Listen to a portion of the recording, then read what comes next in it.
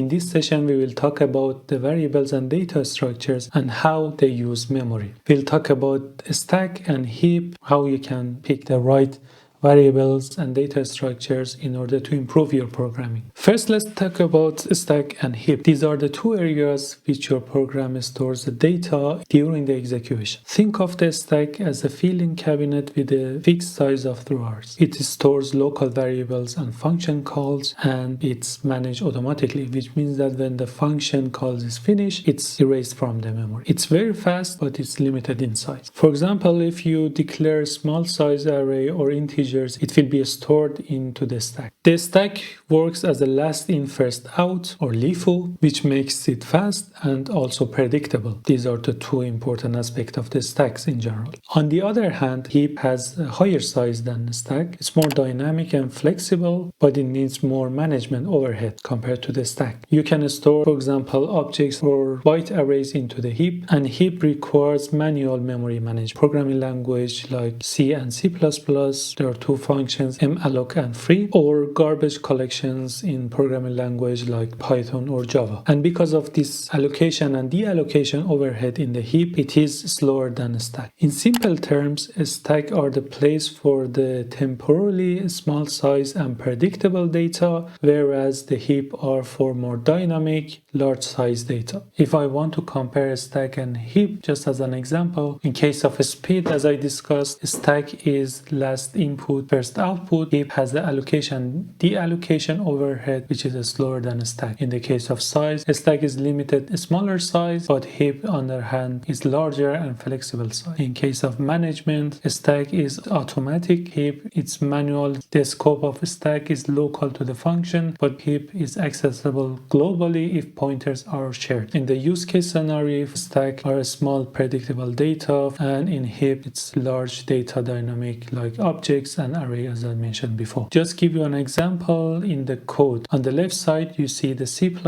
code for the stack. In the example stack function, there's a local variable x, which is stored in the stack, and there is the array of 5 elements, which is also fixed size, and a small array will be stored in the stack as well. On the right side, in the first line, there is a pointer defined, which is dynamically allocated memory on the heap, and there is a value assigned to this allocated memory. In the case of array, in this heap function, there is a dynamic array. The dynamic array will be stored, of course, on the heap. And each dynamic array, as you can see, there is a value assigned to it. And as I mentioned, in the case of a stack, you don't need to delete the data because it will be deleted automatically. But in the case of heap, you need to manually delete the pointer on dynamic array that is defined here in order to free the memory allocated for this kind of data. Now let's talk about how common data structure will use the memory. This will help your program to be super fast or super slow. Arrays, for example, they're contiguously stored into the memory. Excellent for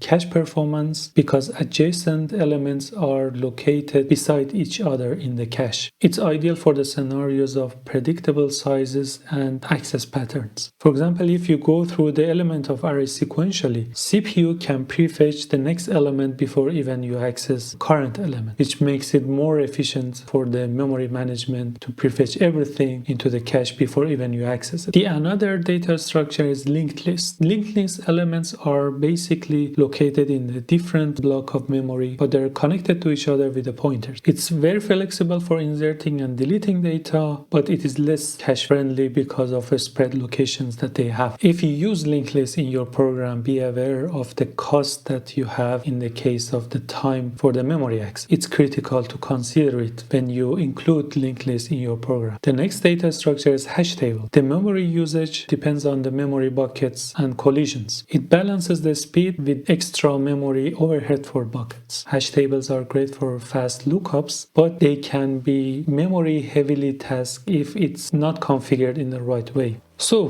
what are the key takeaways that we have from these sessions? Stacks are good for a small and predictable size of the data because they are really fast. If you want more flexibility with the larger data, then you can use heaps. When choosing data structures, you need to think about how your data structure will affect performance of the CPU and in general the effect of the latency and bandwidth it has on your overall performance. For example, arrays are great for speed. On the other hand, linked lists, they have a trade-off of the speed with the flexibility that you want. Understanding of these principles will help you to choose the best data structures for your program in order to achieve the efficiency and performance that you want to achieve. In the next video, we'll explore how to manage the memory efficiently, how the garbage collection works, and what is the manual allocation. So that's it for the video. Then see you in the next video. Bye.